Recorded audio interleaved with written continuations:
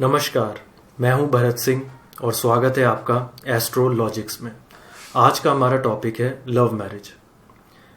युवा लोग ये चाहते हैं कि हमारी लव मैरिज हो जाए ताकि हमारी शादी के बाद जो कंपैटिबिलिटी है वो काफ़ी अच्छे से चल सके। लेकिन चाहने में और होने में फ़र्क होता है, तो आज हम वही डिस्कस करने वाले हैं कि क्या क्या लव मैरिज के योग होते हैं और वो कितने सक्सेसफुल होंगे।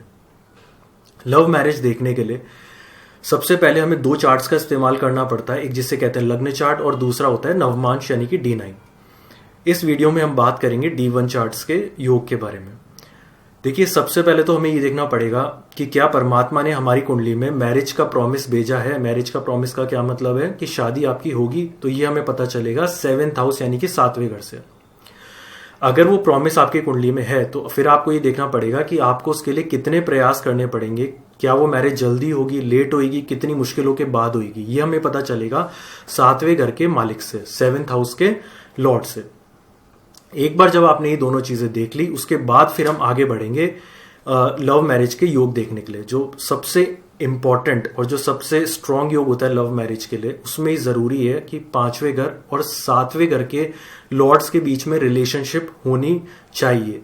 रिलेशनशिप किस तरीके से? रिलेशनशिप हो सकता है उनके बीच में आस्पेक्ट हो, दृष्टि का संबंध हो, या 5वें और 7वें घर के जो लॉर्ड है उनके बीच में युति हो, तो रिलेशनशिप, या फिर राशि परिवर्तन हो।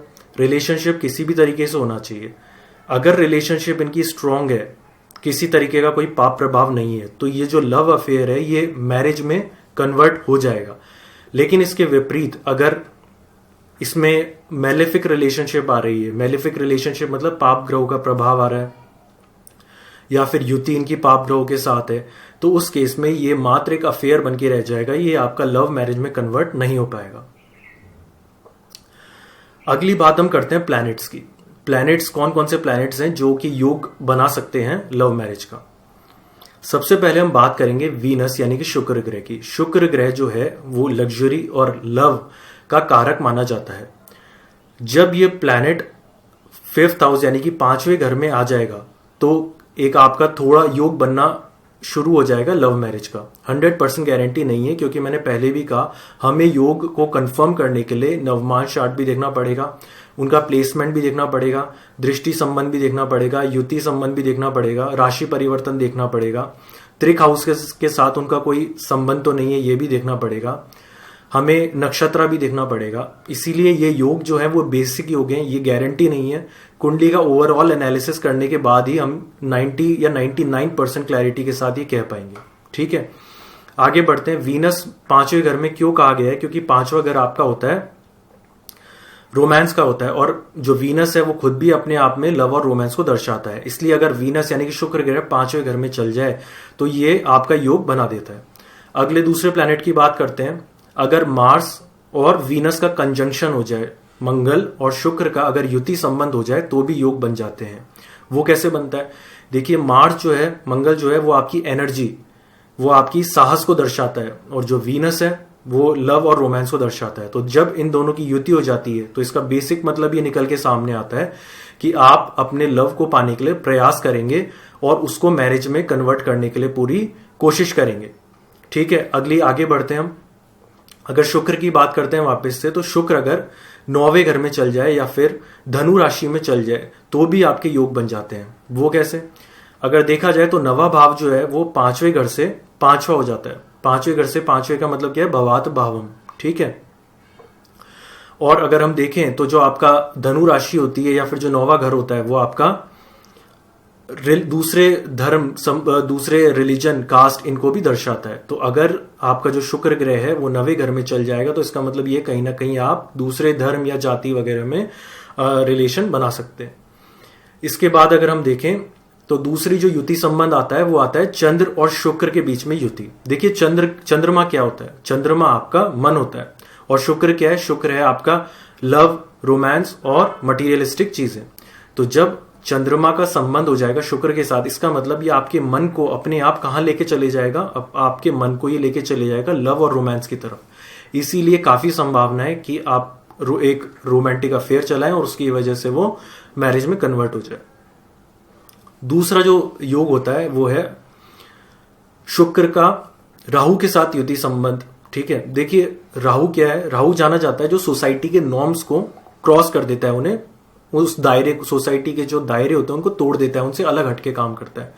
तो जब शुक्र का इसके साथ संबंध हो जाता है तो राहु ये आपको कोशिश करेगा कि वो जो आपका लव और रोमांस है वो दूसरी जाति में लेके जाए, दूसरे धर्म में लेके जाए। इनफैक्ट अगर दूसरे योग भी बनते हैं तो फॉरेन में भी ये आपका कनेक्शन करवा सकता है, फॉरेन स्पाउस के साथ भी आपको ये जोड़ सकता है। तो अभी तक मैंने आपको ग्रहों की बात की थी, उससे पहले मैंने बिल्कुल शुरू में आपसे 5वें और 7वें घर के संबंध के बारे में बात की थी। अब जो थोड़े कम इंपॉर्टेंट योग है, जो थोड़े लेस स्ट्रांग योग है, अब हम उनकी बात करने वाले हैं। लेस स्ट्रांग योग कैसे हैं? जैसे कि मान लीजिए आपके 9वें घर या 7वें घर के बीच में संबंध बनता है। ये संबंध किसी भी तरीके से बन सकता है, जैसा कि मैंने आपको पहले बता चुका हूं, राशि परिवर्तन से बन सकता है या फिर युति से बन सकता है।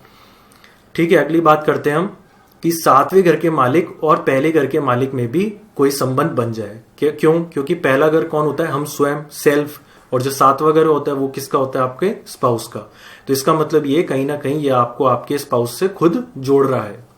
अगला है कि दूसरे और 11वें घर का जो संबंध है वो 7वें घर से हो जाए। अब देखिए दूसरा घर क्या होता है? दूसरा घर होता है आपके जो नजदीक के लोग हैं उनका, और जो 11वां घर होता है वो होता है आपके नेटवर्क सर्किल का, फ्रेंड सर्किल का, लार्ज ऑर्गेनाइजेशंस का।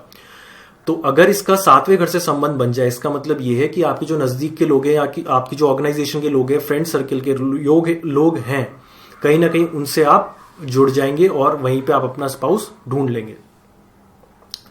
देखिए ये तो मैंने आपसे बात की D1 चार्ट की। जैसा कि मैंने आपको बताया कि जो लग्न चार्ट होता है वो अपने आप में एक बहुत बड़ी कुंडली है, उसके अंदर बहुत सारी चीजें दर्शाई जाती है। जैसे 5वां घर केवल लव रोमांस का नहीं है, वो आपकी क्रिएटिविटी का है, वो आपकी बुद्धिमत्ता यानी कि इंटेलिजेंस का है, वो आपके चिल्ड्रन यानी बच्चों का है, वो एजुकेशन का भी ग्रह होता है। तो अगर आप लग्न चार्ट से देखेंगे तो उसमें काफी सारी चीजें पता चलती हैं। इसीलिए हमें किसी भी चीज के को कंफर्म करने के लिए, वेरीफाई करने के लिए सब डिविजनल चार्ट को देखना बहुत जरूरी हो जाता है।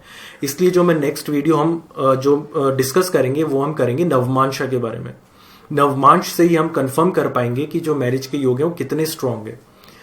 इसीलिए अब आने वाले जो टॉपिक्स है बहुत इंपॉर्टेंट हो जाएंगे। तो आप मेरे चैनल को सब्सक्राइब करना मत भूलिएगा, बेल आइकन पे प्रेस कीजिए जिससे कि आपको नोटिफिकेशन मिलती रहे, और वीडियो को शेयर भी जरूर करिए।